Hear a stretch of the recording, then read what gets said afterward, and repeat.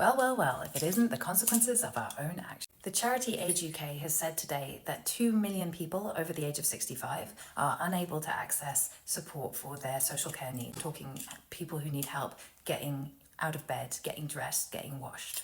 And this is a situation that, according to Age UK, is getting worse really fast. Same time last year, they said 1.6 million people were in this situation. Now we're up to 2 million. Why is that? Well, we have a care system in absolute crisis, and one of the biggest crises is the recruitment crisis. Social care visas was the biggest category of work visa coming to the UK over the last couple of years.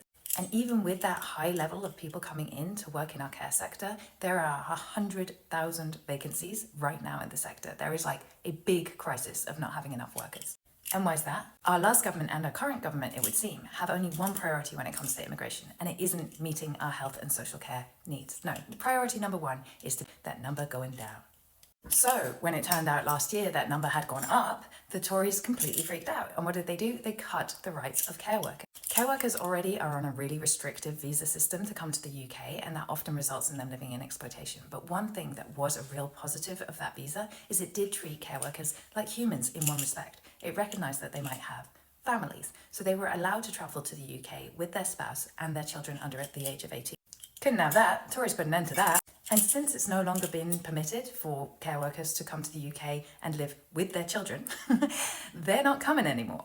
And it is our elderly people who are suffering.